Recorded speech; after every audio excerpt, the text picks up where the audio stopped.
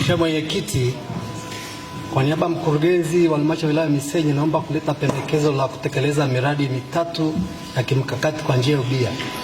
Mheshimiwa Mwenyekiti, halmashauri ya wilaya Misenyi iliingia mkataba na mtaalamu mshauri kupitia kampuni itwayo Volumetric Company Limited kwa ajili ya kufanya upembuzi yakinifu kwa miradi mitatu ya kimkakati, kazi ambayo ameikamilisha.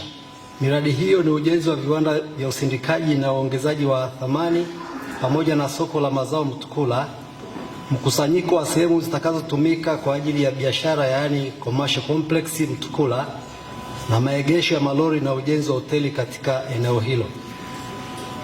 Hatua inayofuata baada ya kukamilika kwa upembuzi yakinifu.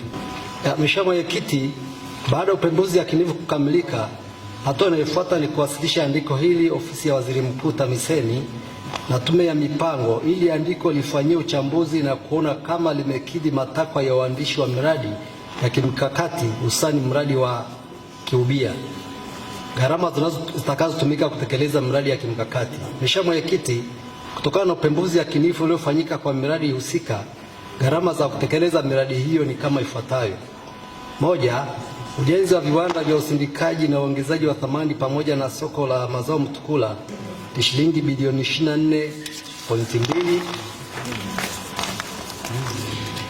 Mkusanyiko wa sehemu zitakazotumika kwa ajili ya biashara yaani commercial complex Mtukula ikihusisha pia stendi ni shilingi bilioni 15.3, na maegesho ya malori Mtukula shilingi bilioni 5.8, na ujenzi wa hoteli shilingi bilioni 6.5.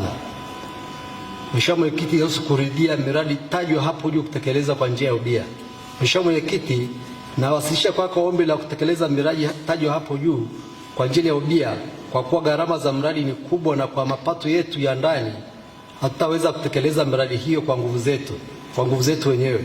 Mheshimiwa Mwenyekiti, serikali ya awamu ya 6 imekuwa ikisisitiza kutekeleza miradi kwa njia ya ubia, kwani hata upatikanaji wa fedha ya serikali kuu umekuwa na changamoto. Hivyo serikali kujiondoa katika kutekeleza miradi ya namna hii ili kutoa nafasi kwa sekta binafsi kutoa mitaji yao kuchangia miradi ya serikali.